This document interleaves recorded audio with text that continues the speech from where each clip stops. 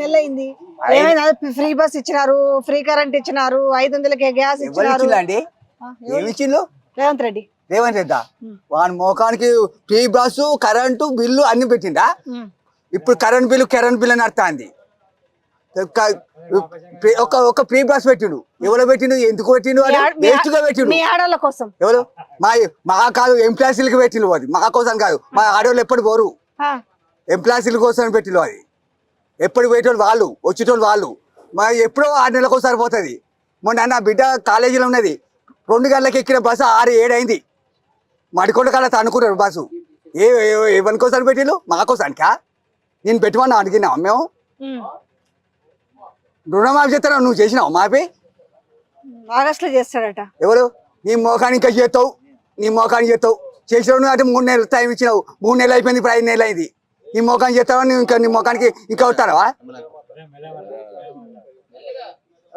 పంచాయ మరి. ఆడోళ్ళకి పైసలు ఇచ్చిరా మీ ఇంట్లో? ఎవరు? ఆడోళ్ళకి వచ్చినాయి పైసలు? మాకు మత్తుకొస్తాను, ఇన్నొస్తానే అవ్వ, ఇన్నొస్తానే. వర్షపడకుండా వస్తానే. మొత్తం జోలో పెట్టుకుంటాను. నెల రోజుల దాకా మాకు వర్షం అయితే లేవు. అది తినేదానికి పైసలు ఏం చేయాలి అర్థమైతలేదా? మాకు మొత్తం వర్షం అయితే లేదు. మొత్తం బ్రాంచ్ ఆఫీస్ సరిపోతున్నాయి మాకు. కరెంటు బిల్లు జీరో వస్తుందా మేడం? Zero bill. 60 రూపాయలు ఉన్న బిల్లు, 70 రూపాయలు ఉన్న బిల్లు, 150, 200 రూపాయల బిల్లు కట్టినా నిన్న. బిల్లు ఎందుకు కట్టినావు? జీరో వస్తుంది. గృహలక్ష్మి పథకం నీకు 0 బిల్లు వస్తుందా? నువ్వు పైసలు కడుతున్నావు. కడతానా మేడం? ఎందుకు కడుతున్నావు? పైసలు అని అడుగుతున్నా. ఫ్రీ కదా? ఫ్రీ కాదు మేడం, బిల్లు కొడతాడు కదా. బిల్లు కొడతాడు కదా మేడం. కాదు, ఎందుకు నువ్వు అడగలేదా? మరి మన ముఖ్యమంత్రి రేవంత్ రెడ్డి బిల్లు కట్టొద్దు అంటున్నాడు, మీరు ఎందుకు బిల్లు కట్టమంటున్నారు అని అడగలేదా మీరు? మేము వాళ్ళు ఏమంటారు, మాకు అవసరం, మాకు బిల్లు వచ్చింది మేము కట్టాలని వాళ్ళు అంటారు. మేమంటాం వాళ్ళు అధికారులు, వాళ్ళ అధికారులు. మేము అడుగుతామండి, వాళ్ళ అధికారులు వచ్చినప్పుడు మాకు పైసలు కట్టడం మేము ఊరుకుంటామా? కొంతమందికి ఎందుకు? మేమేం చేస్తామండి? కాదు, బిల్లులు ఎందుకు కడుతున్నారు? వద్దని చెప్పారు కదా.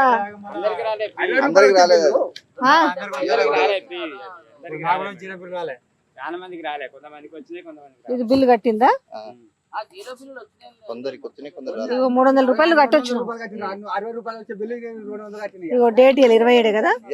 ఇగో ఈ బిల్లు కట్టింది 27వ తేదీ 2024 చూడొచ్చు. తీసుకురా, నువ్వు కూడా తీసుకురా బిల్లు. అందరి బిల్లు ఏమంటున్నట్టు ఇగో మనం చూడొచ్చు. ఎలక్ట్రిసిటీ బిల్ చార్జెస్ రిసిప్ట్ కట్టిన బిల్ ఇది 300 రూపాయలు. సో అందరు ఫ్రీ కరెంట్ బిల్ అంటున్నారు కదా. ఈ బిల్ అయితే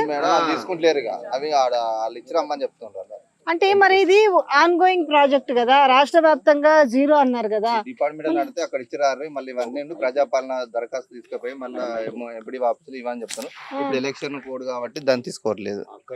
ఇప్పుడు ఎలక్షన్ కోడ్ అని చెప్తారు, కానీ ఇది ఒకసారి అనౌన్స్ చేసినాక ఎలక్షన్ కోడ్ వర్తించదు. మరి దీనికి ఇదేంది అనేది అర్థం. మరి ఎందుకు కడుతున్నారు? ఊకొకపోయినా కట్టకపోతే కట్ చేస్తారు కదా, కట్టకపోతే బిల్లు కట్ చేస్తారు కదా. కట్ చేస్తారా? కోడ్ అయిపోయినాక వస్తుంది కదా, మరి ఎందుకు కట్ చేయాలి?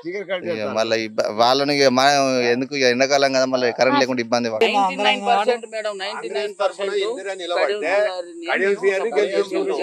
అప్పుడు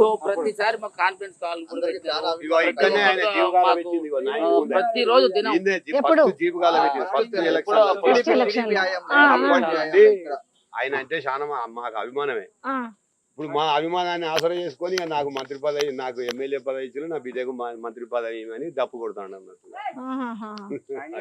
ఎట్లా ఉంది మరి పరిస్థితి? అట్లానే కాదు, వచ్చేలా చేసిండా? అడిగిండా పోయేటప్పుడు? మరి ఎవరన్నా మారేటప్పుడు నేను మరి ఇట్లా మారదాం అనుకుంటున్నాను, ఇది పరిస్థితి అని మీలాంటి దగ్గర ఉన్న వాళ్ళు ఎవరన్నా చెప్పలేదు. 20 సంవత్సరాలు ఆయన అభిమానంతో ఉన్నాం మేము. ఆయన ఎప్పుడు కూడా పార్టీకి ఇంత పెద్ద ద్రోహం అయితే ఎప్పుడు చేయలేదు. ఇప్పుడే చేసిండు కాబట్టి ఈ దెబ్బతోటి అడ్రస్ లేకుండా కొట్టుకోపోతాడు. ఇప్పుడు ఆయనతో పాటు మీరు పోలేదా? మేము పోలేదు. మేము ఎందుకు పోతాం? అంటే ఆయనతో పాటు క్యాడర్ అంతా చెప్పాలి కదా. తన డబ్బా తను కొట్టుకుంటే సరిపోయింది అమ్మేడం. మేము కొడితే కదా సప్పుడు అయితే మాకు తెలిసేది. ఆయన ఎక్కడనో డబ్బా కొట్టుకొని చెప్పుకుంటే మాకేం పోయినది? మా దగ్గర కొడితే ఆ సౌండ్ వస్తే మాకు ఇనొస్తే కదా మేము ఒప్పుకునేది. ఇప్పుడు ఆయన ఎమ్మెల్యేగా మేము గెలిపించినాం. కేసీఆర్ గారు కూడా ఆయన బిడ్డకు కూడా ఎంపీ టికెట్ కూడా ఇచ్చిండు ఆల్రెడీ. టికెట్ ఇచ్చినాక కూడా ఈ పని చేయొద్దు కదా. ఒకవేళ ఇయ్యనంటే స్వార్థంతో పోయింది అనుకోవచ్చు. ఇప్పుడు కాంగ్రెస్ వాళ్ళు చేసే కుట్రలో ఎట్లా మంచిగా ఉంది మరి? మార్పు అన్నారు కదా, మార్పు ఎట్లుంది? మార్పు మంచిగానే ఉన్నది. 3 పూటలు తినేటోళ్ళకి 1 పూట తిండికి వచ్చింది. ఇంతకంటే మార్పు ఇంకేముంటది?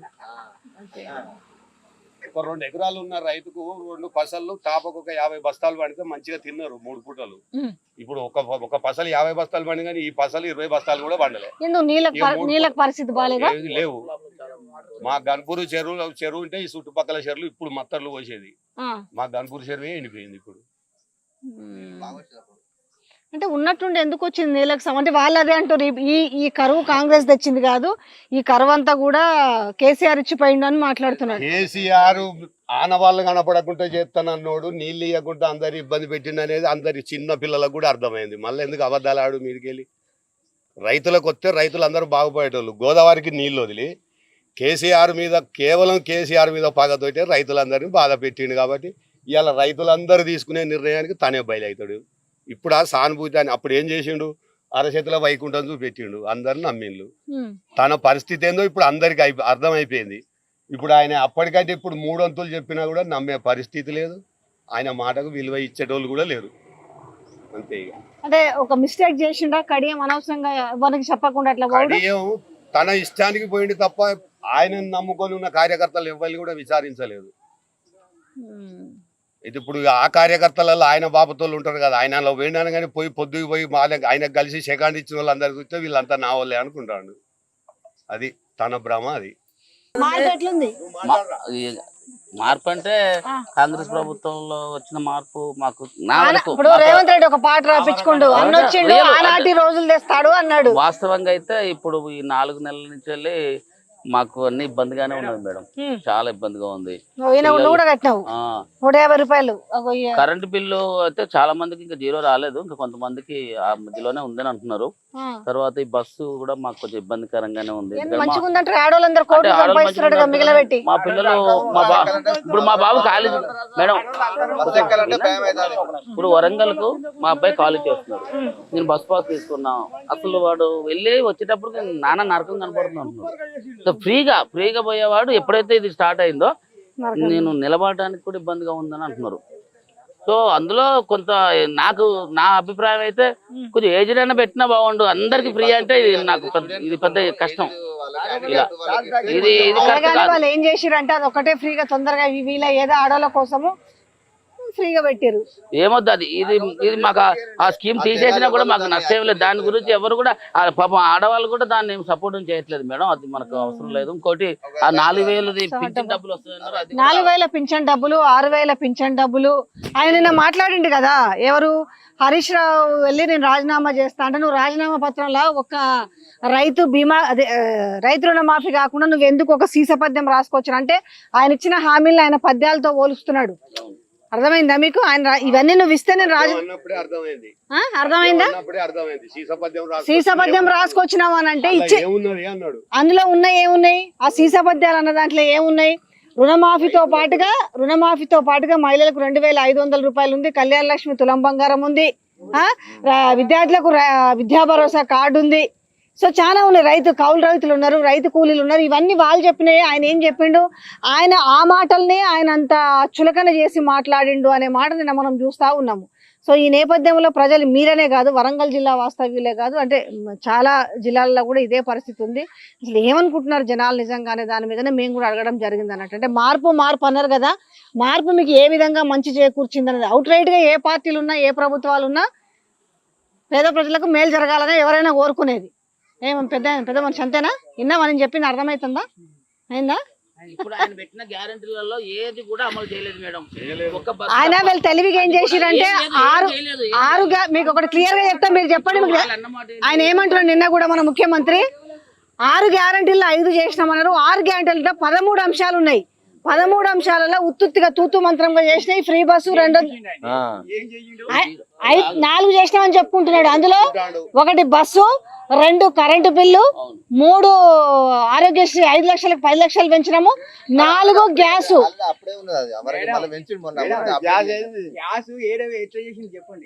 గ్యాస్ ఇచ్చినట్టు కదా, గ్యాస్ బుట్టి 500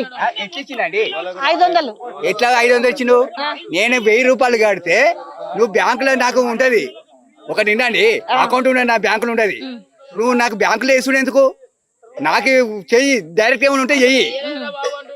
నువ్వు ఎక్కడి నుంచి చేసినావు? సరే రేపు ప్రచారాలకి మీ దగ్గర వస్తే అడుగుతారా ఈ మాటని? ఇప్పుడు కాంగ్రెస్ పార్టీ వాళ్ళు మీ దగ్గరకు వచ్చి మోకాలు లేవు మా దగ్గరకు వచ్చేంత, మా దగ్గరకు వచ్చేంత మోకాలు లేవు, మా దగ్గరకు వచ్చేంత మోకాలు లేవు మా ఇళ్ళకి వస్తే. సో ఇది మొత్తానికి చూసుకుంటే అంటే మామూలుగా జిల్లాలలో ప్రజలు అంటే ఇక్కడ చూసుకుంటే మనకి కడియం శ్రీహరి చెప్తున్నాడు ఎట్లా అయినా మా బిడ్డను గెలిపించుకుంటామని చెప్తున్నారు. బట్ వాళ్ళ సన్నిహితులు కావచ్చు మొదటి నుంచి ఒక 20 ఏళ్ల నుంచే మీరు ఆయన నమ్ముకొని ఉన్నది కడియం శ్రీహరి. కడియం శ్రీహరి కారు గాడి పెట్టిన కాంచెలే మేము ఎప్పుడో అప్పుడు టీడీపీ 94 నుంచి కూడా ఆయనకు మద్దతు పలుకుతూ ఆయన వెంటే ఉన్న వాళ్ళందరూ కూడా చాలా ఆవేదన వ్యక్తం చేస్తారు. ఒక్కసారన్నా కూడా పార్టీ మారేటప్పుడు ఒక్క విషయం అన్నా మాకు కనీసం చెప్పలేదు, ఎందుకు మారాల్సి వచ్చింది? బీఆర్ఎస్ లో ఆల్రెడీ కూతురికి ఎంపీ టికెట్ వచ్చిన తర్వాత కూడా పార్టీ ఎందుకు మారిండ్రు అనేది వీళ్ళంతా నిలదీస్తున్నారు. ఇంకొక మాట ఏంటంటే 6 గ్యారంటీల్లో ఎక్కడి నుంచి 4 ఇచ్చిరు, ఉన్న 13 అంశాల్లో అసలైనవి ఏవి ఇయ్యలేదు. ఫ్రీ బస్సు గురించి అయితే బాగా నిజంగా ఇక్కడున్న పురుషులందరూ కూడా మగవాళ్ళందరూ కూడా నిలదీస్తున్నారు. ఎందుకంటే వాళ్ళే ఓటేసిరా మేము వేయలేదా, దానికి ఒక సాచురేషన్ పెట్టుంటే బాగుండేది. వృద్ధులకి తర్వాత విద్యార్థులకి స్కూల్ విద్యార్థులకు పెట్టుంటే ఈరోజు బస్సులలో కొట్టుకునే పరిస్థితి ఉండదని. అంటే మనకి ఇక్కడ ఒక ఫిజికల్ హ్యాండిక్యాప్డ్ కూర్చొని కూడా పాపం తన ఆవేదన వ్యక్తం చేసిన మీరు అనొచ్చు ఎందుకు బూతులు మాట్లాడంటే వాళ్ళకి ఎంత విరక్తి వచ్చి ఉంటే ఆ విధంగా మాట్లాడతారు. కనీసం వాళ్ళకి కేటాయించిన బస్సుల్లో కూడా ఆ సీట్ లో కూడా కూర్చొని ఇస్తలేరు. అదే వాళ్ళ రెండోది ఏంటి, బస్సులు ఫుల్ అవ్వడం వల్ల స్టేజ్లలో కూడా ఆపట్లేదని. సీటు వైపు ఏం చూసుకుంటే మంత్రులు అంటే ఏది మహిళా మంత్రి సీతక్క మాట్లాడుతూ లేదు మహిళలు కోటీశ్వర్లు అవుతున్నారు, నెలకు 5,000 రూపాయలు మిగులుతారని మహిళా మంత్రి వాళ్ళు. కానీ వీళ్ళందరినీ ఒక్కరోజు బస్సు ఎక్కిస్తే బాగుంటది. వీళ్ళందరినీ అయితే ఈ మంత్రులని ఎమ్మెల్యేలని రోజుకు బస్సు ఎక్కిస్తే వాళ్ళకి అర్థమవుతుంది ఆ బస్సు సమస్య ఎంతవరకు ఉందని. మొత్తంగా చూసుకుంటే కరెంటు బిల్లు కూడా అంటే కోడ్ ఉందన్న పేరుతోటి కరెంటు బిల్లు కూడా వాళ్ళు 2500 గురించి మాట్లాడుతున్నాడు. ఎందుకంటే అత్తకు పెన్షన్ సరే కోడలికి 2500 ఇస్తే సో అందరూ కూడా ఆశ చూపించారు. ఆ ఆశకు మేము మోసపోయినాము, కాంగ్రెస్ పార్టీ హామీలతోటి మోసం చేసి అంటున్నారు. ఏమి కూడా అంటే కరెంటు బిల్లు కూడా వాళ్ళు తెచ్చి చూపించారు, కట్టిన రిసెప్ట్స్ కూడా చూపించారు. కోడ్ ఉంది కాబట్టి ఖచ్చితంగా కట్టాలనేసి అటు విద్యుత్ శాఖ అధికారులు కూడా వాళ్ళు ఖచ్చితంగా ఫోర్స్ కట్టకపోతే ఏమైందనంటే కరెంటు కట్ చేస్తారు అని చెప్తున్నారు. ఓవరాల్ గా చూసుకుంటే ఇప్పుడు వాళ్ళు చెప్తున్న 6 గ్యారంటీలో 4 అంశాలేమో కానీ ఒక్క అంశం విషయంలో కూడా తెలంగాణ ప్రజలు సంతృప్తిగా